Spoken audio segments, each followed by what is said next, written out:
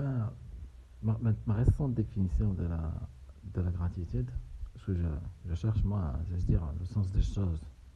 Et donc j'ai réfléchi à un moment donné sur le sens, sur c'est quoi la gratitude.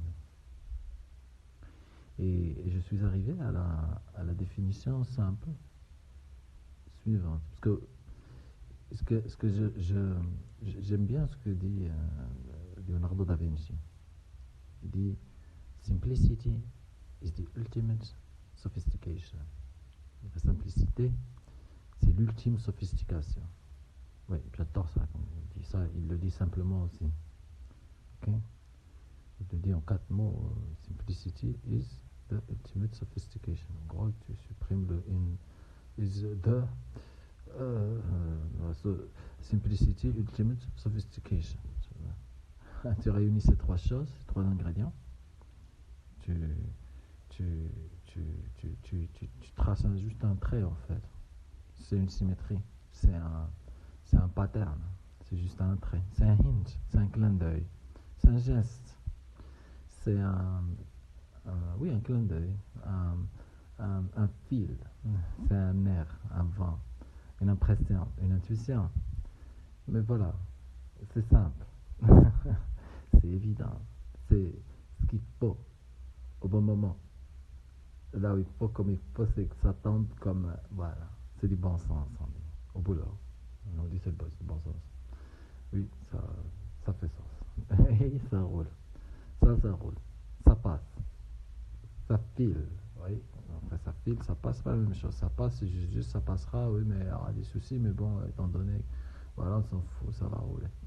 Mais ça file, mon gars, c'est un autre niveau, oui. C'est la simplicité, c'est la touche de l'artiste, c'est la grâce euh, du geste, oui, la danse. On regarde la danse classique, c'est des notes de musique, les gestes, le corps écrit des lettres.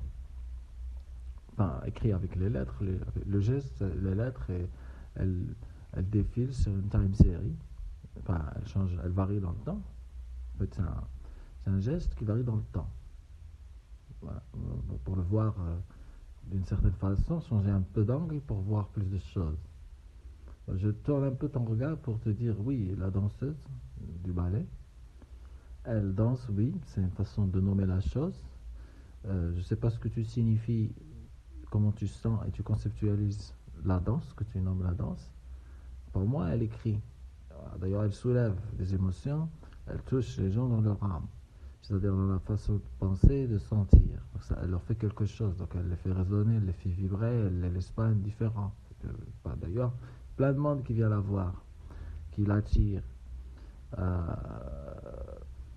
euh, Ces danseurs et ces danseuses et ces musiciens et ces gens de l'harmonie. Et puis il y a des gens qui aussi font des cérémonies, des choses, des carnavals, etc. Donc ces couleurs, ces arrangements, ces senteurs, ces odeurs, ces choses qu'on mange aussi, ces repas, euh, ces rituels qu'on fait, ces choses qu'on se dit, ces choses qu'on se permet aussi, dans certains cadres qu'on s'ouvre pour se libérer de quelque chose ou exprimer quelque chose ou juste pour sentir qu'on est vivant, qu'on est là et qu'il y a un sens à ce qu'on soit là. Et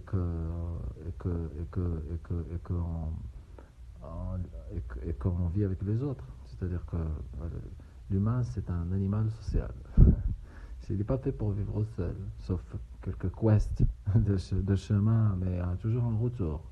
Et c'est un cycle, la vie, c'est un cercle, comme m'a dit un jour. C'est dans une des vidéos que je vais mettre ou que j'ai déjà mis. Mon ami Steve Jobs, il dit beginning and there is life is a circle. There is a beginning, there is an and life is a circle. C'est-à-dire il y a des cycles. Oui, il y a des cycles. La vie, c'est un cycle. Tous les phénomènes physiques, chimiques, biologiques, et je sais un peu de quoi je parle parce que j'ai un doc en chimie. J'ai commencé, moi, je parlerai de ça, revenir sur comment j'ai décidé. Moi, j'ai choisi ce que j'ai voulu faire. Je l'ai vraiment choisi. Plus ou moins, mais je l'ai choisi. Il y a des choses que tu ne peux pas maîtriser. Hein, des choses, There are things you can do nothing about. There are things you can do something about. Et juste, il faut que tu traces le fil. Que tu saches de quoi tu es capable. D'accord? Et tu sais pas de quoi tu es capable parce que tu sais pas. Donc tu te poses, tu ranges tes émotions, etc. Et tu poses une feuille. Je te conseille, moi, d'avoir un. Moi, j'en ai plein, des cartons et des cartons de souvenirs qui remontent à de calepins. Bloc-notes, tu appelles ça ce que tu veux, mais papier, stylo, du papyrus. D'accord? De l'encre. Ok? Un tube, de l'encre. Et une brique de feuilles pour graver les choses dont tu auras besoin et tu as besoin de laisser des choses sortir. D'accord? Tu as besoin de t'exprimer. L'humain, il a besoin de s'exprimer, d'exprimer les choses complètement, selon sa nature, parce qu'il est unique, c'est une empreinte. C'est une empreinte d'un ensemble et l'ensemble, c'est un. Et c'est un cycle et tout a besoin de tout pour fonctionner. Personne n'est capable de faire quelque chose tout seul. Personne n'a jamais réussi à faire une œuvre.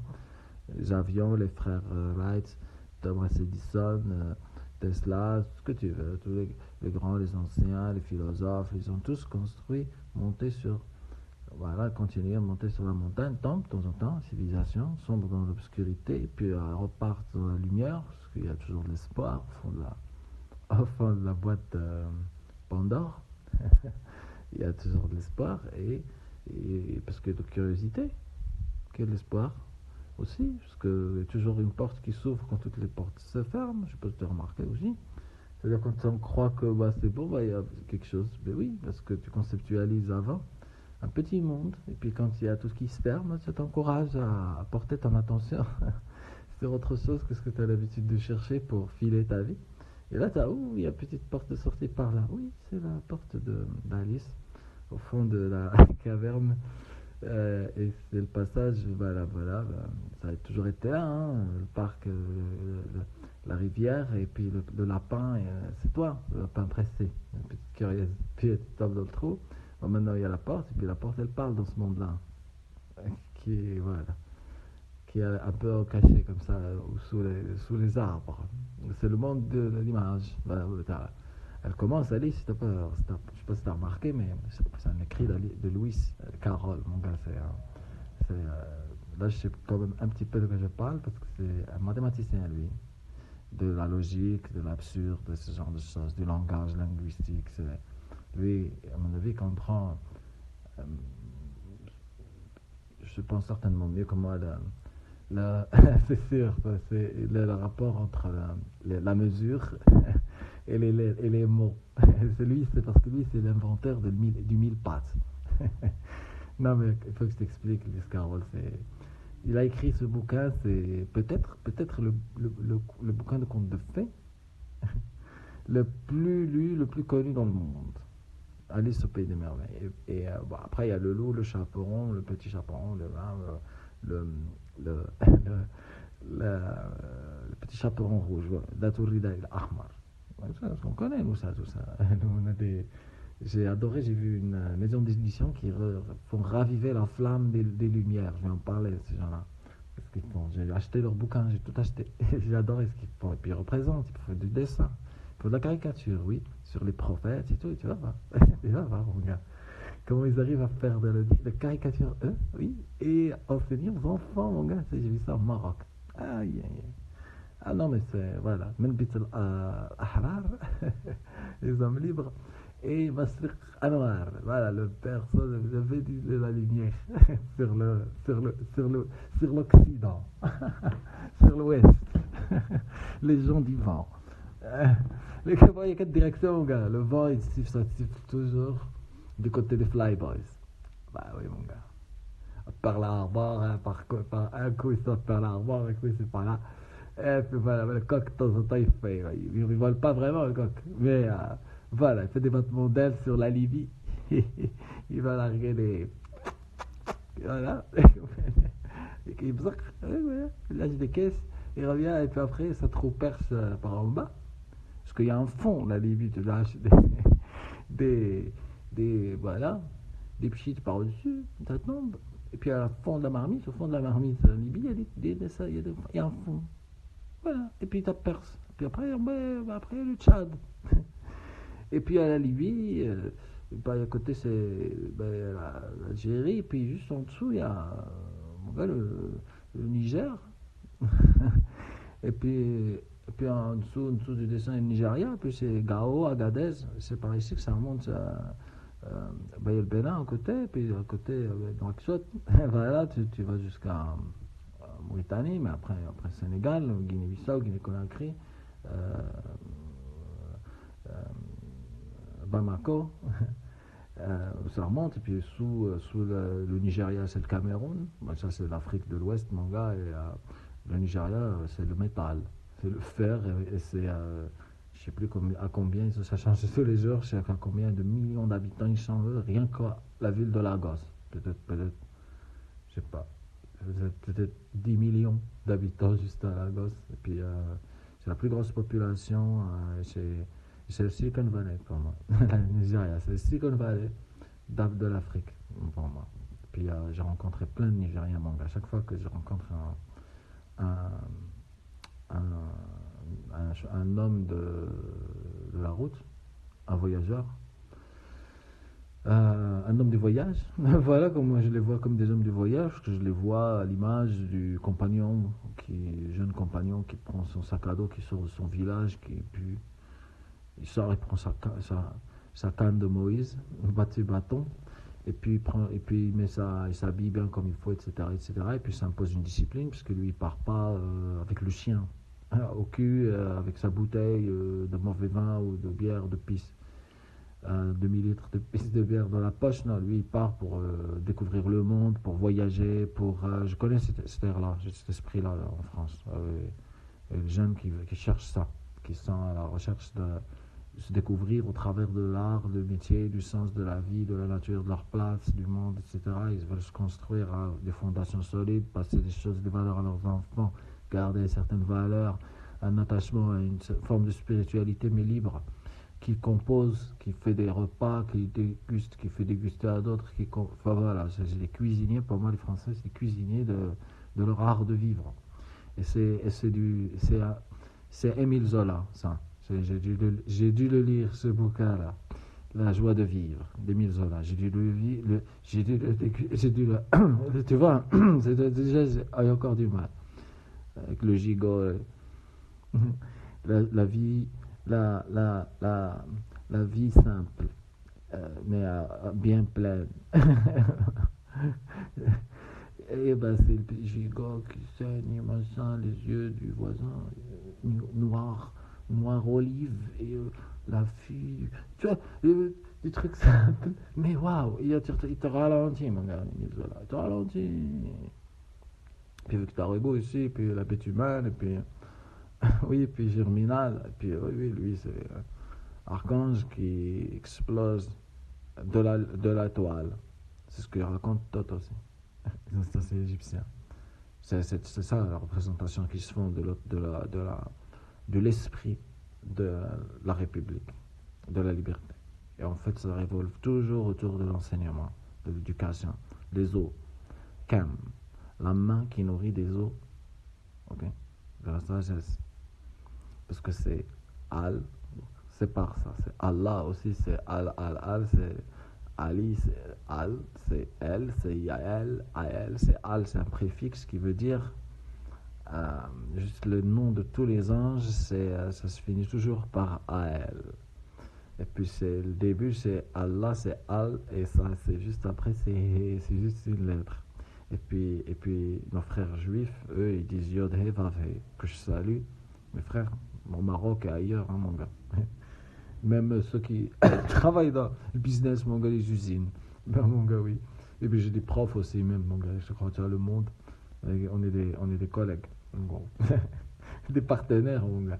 Mais j'ai vu une usine super, j'en parle ça aussi, Solomon, l'usine de dates, et je sais pas s'ils font, oui, si, ils font du mjoul, je sais pas s'ils font du mjoul, de une histoire, du date, d'un pont, mon gars, au Maroc, au centre, une poutre, Et puis l'autre poutre, c'est Israël, parce que Israël, elle a sauvegardé ces dates-là, cette espèce de date Mejhoul. Et puis, oui, Mejhoul, il y a eu un bit flip, parce qu'après, ça a été emporté en Californie. Ça, c'est la troisième pilier, poutre. Et en Californie, mon gars, ils ont pu réanimer là-bas, faire pousser les palmiers de Mjhoul, mon gars. Il y a une histoire, mon gars, sur Mjhoul, parce que c'est un truc à mystère, kabbaliste, ça. J'ai été là-bas, j'étais à Erfoud, d'accord.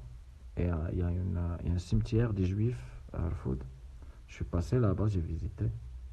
J'ai appris des choses. J'ai appris que, surtout que une princesse, je ne sais plus le nom, j'ai oublié, le gardien m'a dit. Le gardien, ils ont mis un gardien, du cimetière des Juifs, nos frères. Ils sont enterrés là-bas parce qu'ils ont vécu au Maroc pendant des millénaires, mon gars. Pendant plusieurs centaines d'années. Bah, j'ai des coins, moi, de l'ancien temps. Il y a la star de David, il y a le pentagramme, il y a le symbolisme aussi de leur participer aussi, ils faisaient partie de. Bah, ils vivaient, c'est des Marocains, c'est toujours des Marocains, mon gars. Il y en a beaucoup en Israël qui vivent là-bas, qui reviennent. Il y en a ici qui sont restés attachés, il y en a qui ont voulu partir. Et puis, ce qui est un profond attachement au Maroc. Ils adorent le Maroc, nos frères juifs. Moi, je sais qu'ils adorent le Maroc. Ils ont beau dire ce qu'ils veulent, mais ils connaissent les frères juifs qui sont là-bas, que oui. Ils ont des business aussi, ils font tourner des trucs, et puis il garder, ils huilent aussi les relations. Ils permettent de huiler les relations, ils font de la médiation, ils s'intéressent, ils aiment le roi. Ils aiment le roi, même s'ils sont là-bas, même si machin. Il y a un attachement, il y a un respect, parce que la famille royale, elle a beaucoup œuvré pour faire en sorte que les gens comprennent qu'il n'y ait pas des pensées égarées qui poussent et qu'on commence à faire Hitler. Mon gars. Parce qu'en scène, on comprend ça.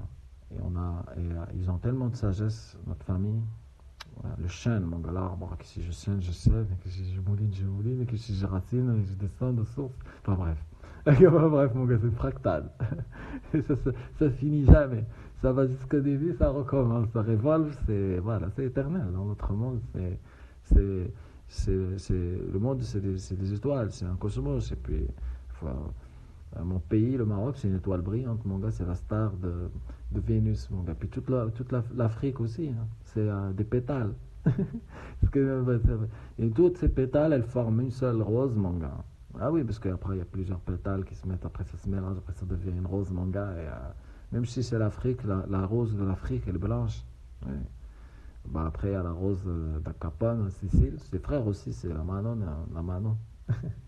C'est la rose rouge. Oui, c'est la Rosicross. Mais c'est la même, mon gars. En Corse, c'est noir sur jaune, mon gars. Parce que ça, c'est pour crucifier la piste à Marseille. Et ça, c'est la saucisse d'âne, mon gars. Voilà. Non, mais la Méditerranée, c'est un esprit. Après, il y a le taureau. Il y a la feria. Bah, voilà, vous connaissez ça aussi. Shawiya, voilà. Je vais te dire Mzap. C'est ma région, moi, l'Atlas. On connaît la vache, mon gars. On connaît le mouton, surtout. Et on a un mouton spécial, black and white. C'est l'époque du mouton là, qui arrive. Oui. L'Abraham, Kurdistan rappelait les vertus du sacrifice et du choix dans la vie. Donc, je rembobine mon programme et je reviens à ces voyageurs que je rencontre et qui sont en train de faire naviguer sur les eaux de la vie pour chercher un sens. Pas les égarés qui tournent en rond dehors. Voilà, tu vois de quoi j'y parle. Le chien, la bière, le mauvais vin, le service de Pâques le matin qui roupille. Red, voilà. Et puis qui part, puis les cheveux de carotte. Les cheveux en carotte, voilà. Et puis le faux. de Asshole, il disait, symbolique, il disait Asshole à Marseille. Ils ont dit, dans leur tarot. Et bien ça c'est le vent, mon gars. Et c'est c'est fauché tout le temps, plus de gens qui te doivent de l'argent que toi tu fais rentrer l'argent par mois et puis ça remonte,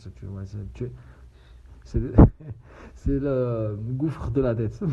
Voilà, quand il se manifeste dans l'homme. Et puis quand il se manifeste dans l'homme, et puis après ça se manifeste dans la société, dans la métaphore du gros gouffre. qui emporte tout le monde vers là où doivent aller les choses qui doivent aller par les lois qui gouvernent les lois des nombres. L'analyse numérique, les équations différentielles, les cercles, les flux, la météo,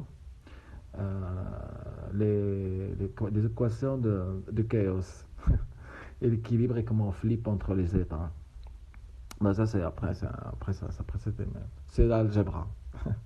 Mais c'est intéressant, c'est parce que la vie c'est du calcul numérique. C'est parce que c'est la lettre, le trait, etc. Ce sont ce sont des symphonies, des harmonies de cette danse, de cette belle sur la scène qui en fait écrit sur les rides du temps des notes visuelles que tu absorbes et qui sonnent en toi, comme sonne la musique, et puis qui te soulèvent, et puis qui te brûlent, et puis qui te font pleurer, et puis qui te font monter, descendre, jusqu'à te faire jouir et faire tomber la pluie.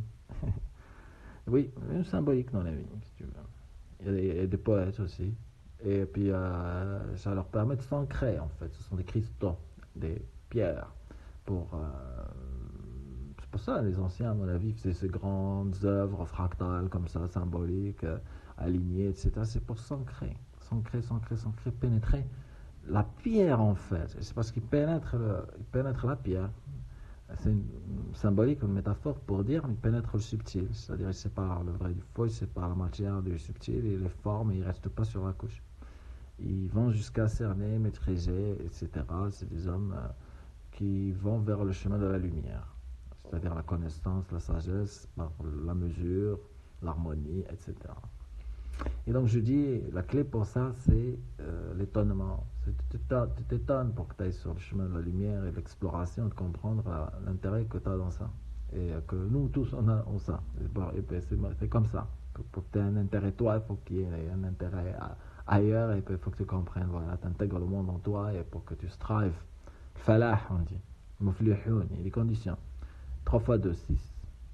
Et puis c'est une polarité, et puis c'est la totalité de ça. C'est une fleur en fait, les écrits des anciens, dans leur symbolisme des lettres. Par rapport à la référence. Et la référence, ça il faut en parler, parce que c'est un sujet. Mais je voudrais revenir sur... oui, parce qu'il y a des calibres. Ils appelaient ça aussi les alchimistes du Moyen-Âge. Ils appelaient ça les gens comme Albrecht Dürer, comme Leonardo da Vinci, comme Michelangelo, comme Pythagore, tous les Grecs. Pas les hédonistes, les Dionysiens, ceux qui sont partis dans la vie hédonistique du plaisir et du vin et de machin, et qui sont après revenus dire non, ça finit toujours mal. Mais oui, on va voir en Égypte ce qu'ils ont compris. Ah bah oui, non, c'est comme ça, oui, E max égale phi. D'accord, un triangle, ok, carré, ok, ok, tac, ça s'emboîte comme ça s'enroule comme ça. C'est en haut à droite, en cercle, et là tu te déroules, tu sors, tu te déchaînes, tu dis hop, t'es libre, hop, t'es éternel en plus, et puis une star, et puis tu descends, tu montes, ok. Et bien toutes ces métaphores, c'est dans la Bible, mon gars. C'est dans la Torah, c'est dans le Coran, c'est dans le Rig Veda, c'est chez les chamans, c'est chez les moines, c'est chez les Himalayans, les bouddhistes monks, les zen monks, les chamans de Sibérie. Ils sont chez dans les sagesses, les savoirs, tout ce que tu veux, beaucoup de choses. Chez les Amérindiens, chez les Aborigènes, chez les civilisations du monde. Et puis il y a une seule civilisation du monde, et c'est un arc-en-ciel.